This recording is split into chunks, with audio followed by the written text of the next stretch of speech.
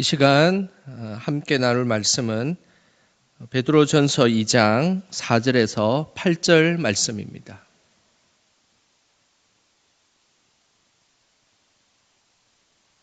베드로전서 2장 4절에서 8절 말씀 우리 한 목소리로 같이 합독해서 말씀을 읽도록 하겠습니다. 사람에게는 버림바가 되었으나 하나님께는 택하심을 입은 보배로운 산돌이신 예수께 나아가 너희도 산돌같이 신령한 집으로 세워지고 예수 그리스도로 말미암아 하나님이 기쁘게 받으실 신령한 제사를 드릴 거룩한 제사장이 될지니라. 성경에 기록되었으되 보라 내가 택한 보배로운 모퉁이 돌을 시온에 두노니 그를 믿는 자는 부끄러움을 당하지 아니하리라 하였으니 그러므로 믿는 너희에게는 보배이나 믿지 아니하는 자에게는 건축자들이 버린 그 돌이 모퉁이의 머릿돌이 되고 또한 부딪히는 돌과 걸려 넘어지게 하는 바위가 되었다 하였느니라. 그들이 말씀을 순종하지 아니하므로 넘어지나니 이는 그들을 이렇게 정하신 것이라. 아멘. 오늘도 이 아침에 말씀을 사모해서 나오신 우리 성도님들 주님의 이름으로 축복합니다. 항상 말씀 속에 든든히 세워지고 그리고 그 가정 속에 하나님의 은혜가 가득하시기를 기도드립니다. 미국 타임지에는 해마다 세계에서 가장 영향력이 있는 사람 100명을 1위부터 100위까지 선정합니다. 대부분의 미국 타임지에서 선정하는 그 사람들의 1위는 남성이 대부분입니다. 남성은 그 중에서 대통령이나 그리고 남성 기업가나 남성 정치인들이 항상 1위를 차지합니다. 그런데 2018년에 여성으로 1위를 차지한 인물이 있습니다. 그 사람이 바로 오프라 윈프리라는 여성입니다. 그녀가 TV 프로그램을 진행하는데 무려 시청자가 1000만 명 정도 되는 시청자를 가지고 있습니다. 그녀의 말 한마디는 엄청난 영향력을 가지고 있습니다. 그녀가 방송 중에 어떤 보육원이 힘든 상황에 있습니다라고 이야기하면 뒷날에 수십억이나 되는 그 돈이 기부금으로 전달되기도 합니다. 그리고 그녀가 방송 중에 내가 이런 책을 읽었는데 너무 감명 깊었다라는 말 한마디만 하면 뒷날에 그 책은 바로 베스트셀러가 되는 영향력을 가지고 있습니다. 그녀는 흑인입니다. 그리고 불우한 어린 시절을 보내었고 결혼도 실패한 미혼모입니다. 심지어 그녀는 마약까지도 한 여성입니다. 그런데 그녀가 어떻게 세계에서 가장 영향력 있는 1위가 될 수 있었을까요? 그 이유는 그녀가 지은 자서전을 보면 알 수 있습니다. 그 자서전의 제목은 이것은 사명이다라는 책 제목이 그녀가 지은 자서전입니다. 그 책에는 4가지의 사명이 나옵니다. 오늘 그 4가지의 사명을 제가 한번 읽어드리도록 하겠습니다. 첫째, 남보다 더 가졌다는 것은 축복이 아니라 사명이다. 둘째, 남보다 아파하는 것이 있다면 그것은 고통이 아니라 사명이다. 셋째, 남보다 설레이는 것이 있다면 그것은 망상이 아니라 사명이다. 넷째, 남보다 부담이 되는 것이 있다면 그것은 강요가 아니라 사명이다. 그녀가 세상에 영향력을 끼칠 수 있었던 것은 바로 사명 때문입니다. 우리는 그 사명으로 인하여서 우리의 인생이 결정된다는 것을 우리는 기억하셔야 하는 것입니다. 오늘 본문에는 흩어진 나그네와 같은 삶을 살아가고 있는 성도들에게 하나님은 특별한 사명을 주셨습니다. 그 사명이 바로 5절에 나옵니다. 우리 5절 말씀 같이 함께 읽어 보겠습니다. 너희도 산돌같이 신령한 집으로 세워지고 예수 그리스도로 말미암아 하나님이 기쁘게 받으실 신령한 제사를 드릴 거룩한 제사장이 될지니라. 하나님은 소아시아에서 고난 중에 살아가고 있는 성도들에게 거룩한 제사장이 되라라는 사명을 주셨습니다. 여기서 사명이라는 이 단어는 헬라어로 디아코니아라는 단어를 씁니다. 디아코니아라는 이 단어는 식탁을 준비하는 사람들이라는 디아코노스라는 단어에서 파생되었습니다. 식탁을 준비하는 사람이 주방장이라면 그 사람은 디아코노스라는 단어를 쓰지 않습니다. 그 이유는 자신이 식탁을 준비하는 그 행위에 대한 대가를 그 사람이 받고 있기 때문입니다. 그래서 디아코노스는 자기 행위에 대해서 상대방으로부터 보상을 받지 않는 것이 디아코노스의 의미입니다. 그래서 디아코노스라는 이 단어는 식사를 준비하는 어머니에 비유합니다. 어머니는 가족을 위해서 매일 식사를 준비하면서도 특별한 대가나 보상을 바라지 않습니다. 그냥 순수하게 자녀들을 위해서 헌신하는 것입니다. 그것이 바로 디아코노스라는 단어의 의미입니다. 그래서 디아코노스는 완전한 봉사와 완전한 헌신을 의미합니다. 결국 저 사람이 과연 사명자인지 사명을 갖고 있는지를 어떻게 확인할 수 있냐면 그 사람이 아무런 대가 없이 하나님 나라를 위해서 헌신하고 있는지 없는지를 살펴보면 저 사람이 참 정말로 사명자인가 사명자이지 않는가를 알 수 있는 것입니다. 하나님은 오늘도 우리가 사명자로 살아가길 원하십니다. 그러면 구체적으로 하나님은 우리가 어떤 사명자가 되길 원하실까요? 그것은 바로 우리가 거룩한 제사장의 사명자가 되기를 원하십니다. 하나님은 흩어진 나그네와 같은 성도들이 구약시대의 제사장의 모습이 아닌 이제 새로운 신약시대의 제사장의 사명을 감당하길 원하셨습니다. 구약시대의 제사장은 레위 출신만 가능했습니다. 이들은 각종 제사에서 짐승을 잡고 피를 뿌리고 각을 뜨고 그리고 기름을 불살라서 하나님 앞에 제사를 드렸습니다. 이제 이 모든 구약의 제사는 새롭게 되었습니다. 왜냐하면 그 모든 제사의 희생 제물이 바로 예수님이 되어 주셨기 때문입니다. 예수님께서 희생 제물이 되어 주셨기 때문에 이제 구약의 제사처럼 짐승을 직접 잡을 필요는 없습니다. 우리가 예수님을 믿음으로 고백하면 우리의 모든 죄를 사하여 주시고 구원해 주시기 때문에 이제 더 이상의 그런 구약의 제사는 필요 없어진 것입니다. 흩어진 나그네와 같은 삶을 살고 있는 이 소아시아의 성도들은 비록 레위 지파 출신이 아닙니다. 하지만은 예수님은 오늘 말씀하시기를 이들이 이제 거룩한 제사장이 될 것을 말씀하고 있는 것입니다. 그래서 오늘 거룩한 제사장이 될지라라고 선포하고 있는 것입니다. 하나님은 우리가 거룩한 제사장의 사명을 가지며 살아가길 원하십니다. 그 거룩한 제사장의 사명은 2000년 전 당시 소아시아에 살았던 성도들에게만 국한되는 것이 아닙니다. 2022년을 살아가고 있는 우리들에게도 오늘 하나님께서 말씀하십니다. 우리에게 거룩한 제사장이 될지라라고 말씀하고 있는 것입니다. 이 말씀은 단순히 레위 출신만이 제사장이 된다는 것이 아니라는 것입니다. 신학을 공부한 사람만이 제사장이 되는 것이 아닙니다. 우리는 예수 그리스도의 보혈의 공로를 의지하며 하나님 앞에 설 수 있다면 우리는 모두가 다 제사장이 되는 것입니다. 이것이 만민 제사장설의 기원이 되는 말씀인 것입니다. 오늘 하나님께서 말씀하시기를 우리가 거룩한 제사장의 사명으로 나아갈 것을 우리에게 부탁하고 있습니다. 오늘도 하나님 주신 거룩한 제사장의 사명을 감당하며 나아가는 저와 여러분 되시기를 주님의 이름으로 축복합니다.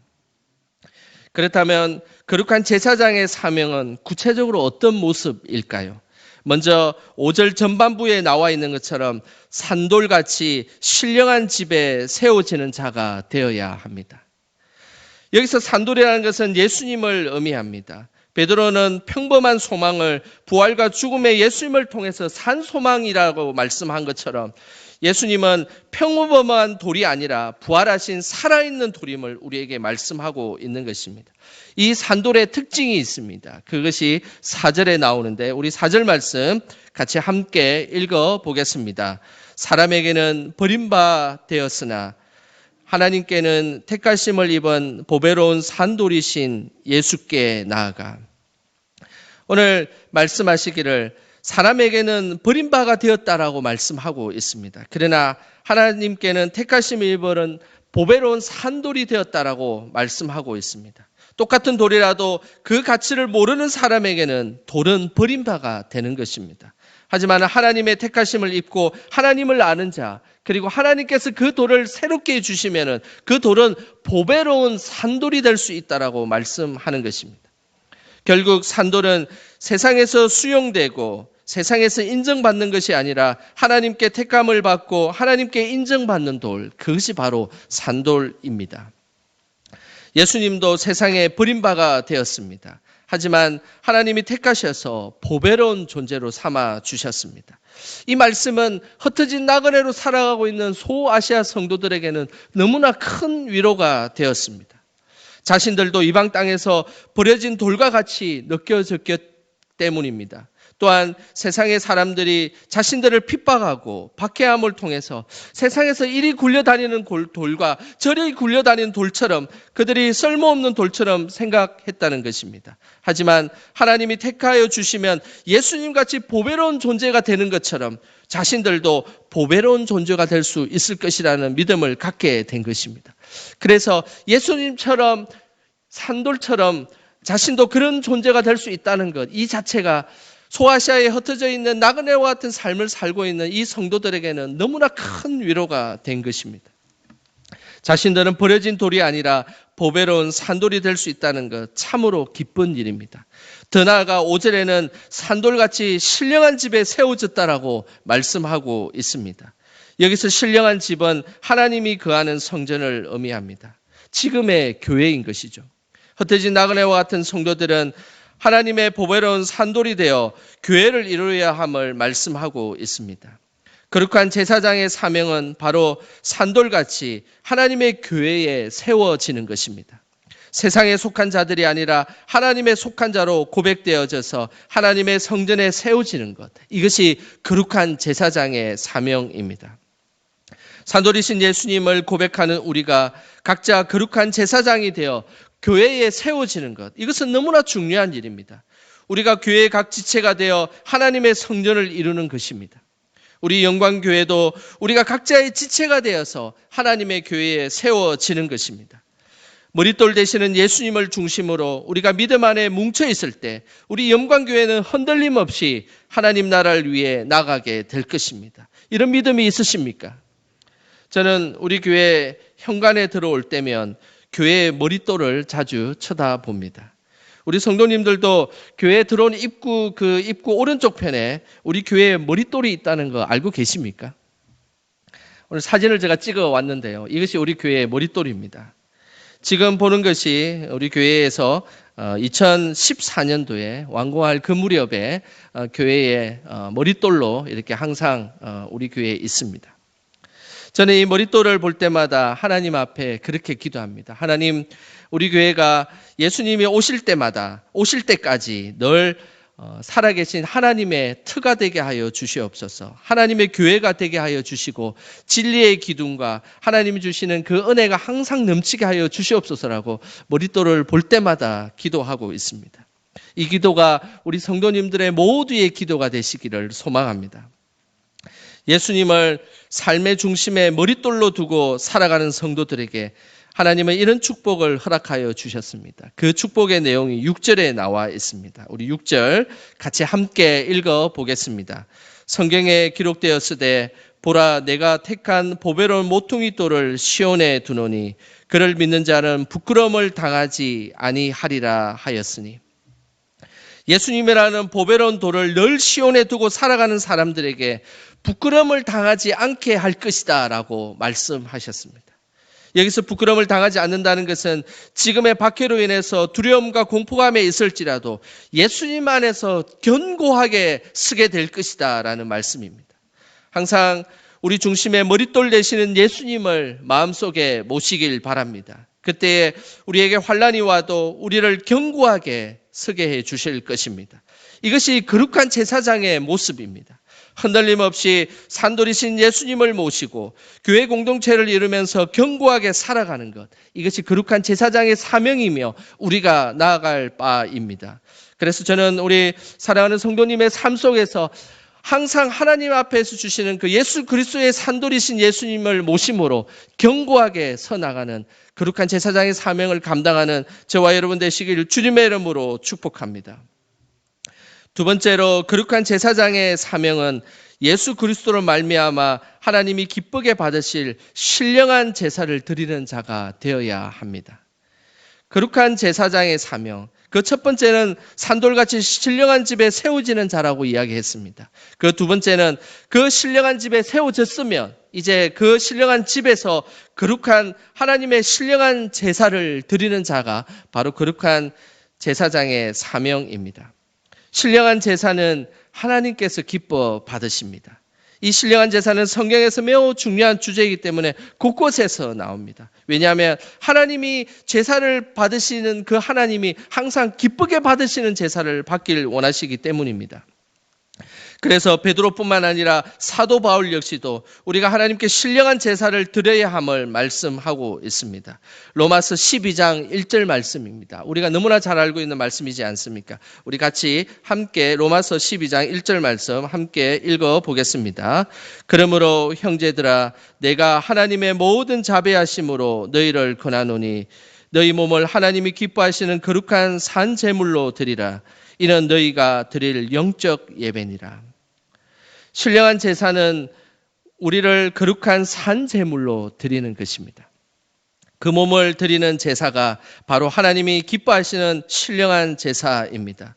여기에서 몸을 드린다는 것은 이제 더 이상 구약시대의 동물을 대신해서 드리는 것이 아니라 우리의 삶의 전체를 하나님 앞에 드린다는 것입니다. 우리의 삶의 전체를 하나님 앞에 희생 제물로 드린다는 것, 이것이 거룩한 산 제물이며 우리가 하나님이 기뻐하시는 영적 예배임을 기억해야 하는 것입니다.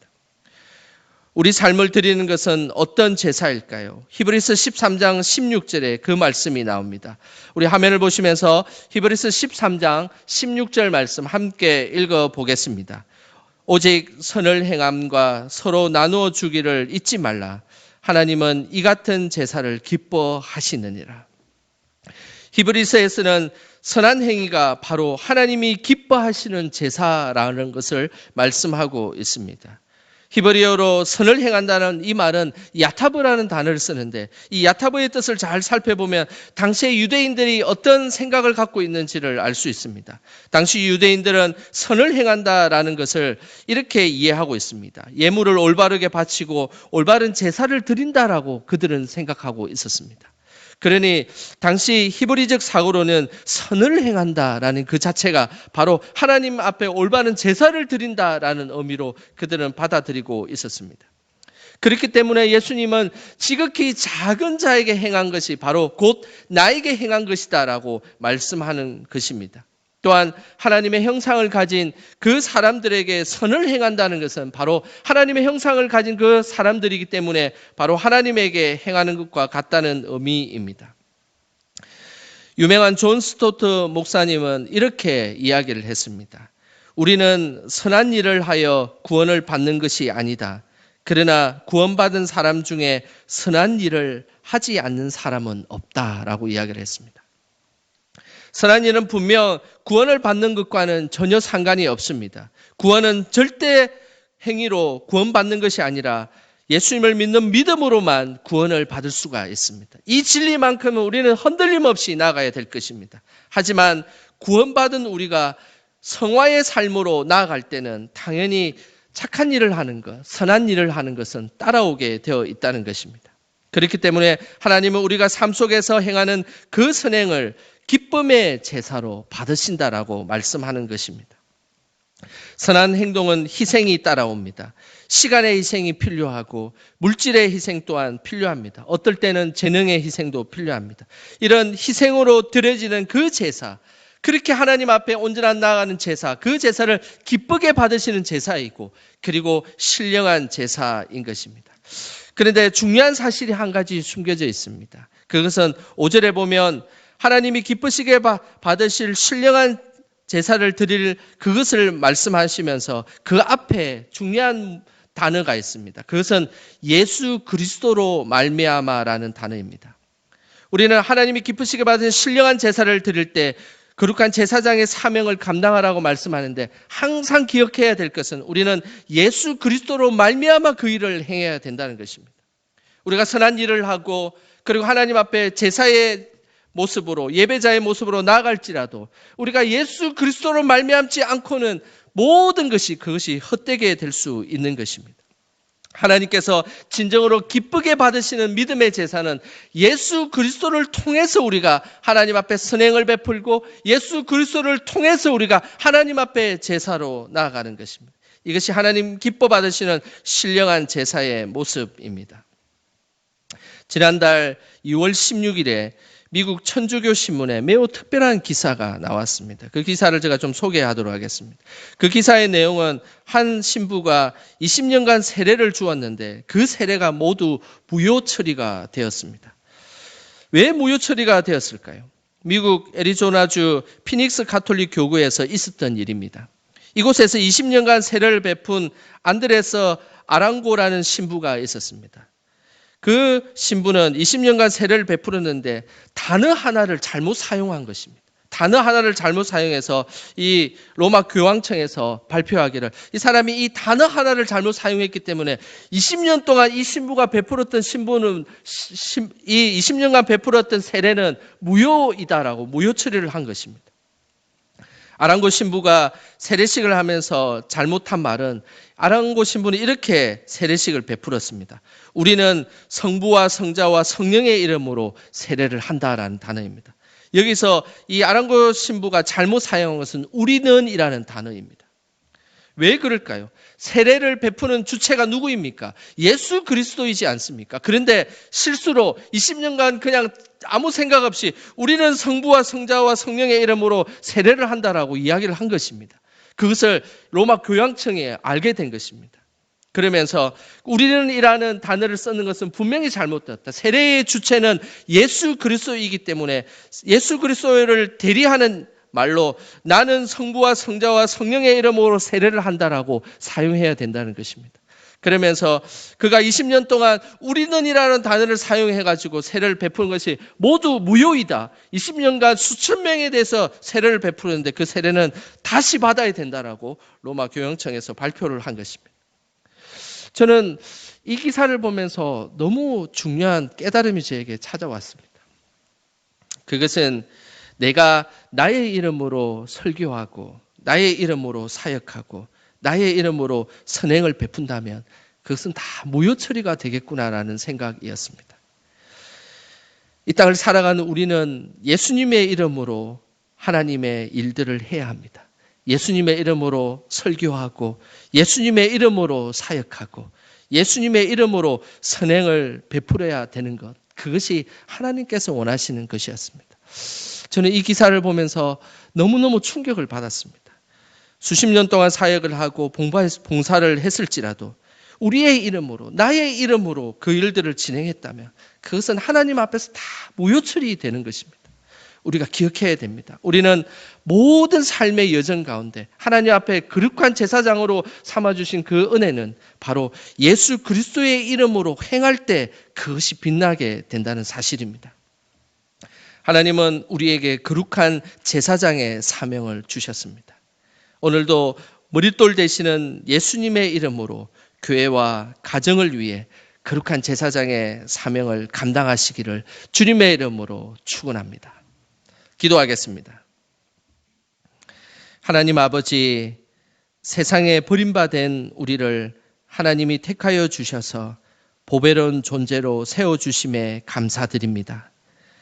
하나님이 기쁘시게 받으실 신령한 예배자로 나아가게 하시고 예수님의 이름으로 행하고 예수님의 이름으로 봉사하는 저희들이 되게 하옵소서. 언제나 우리 삶의 머릿돌이 되어 주시는 예수님의 이름으로 기도드립니다. 아멘.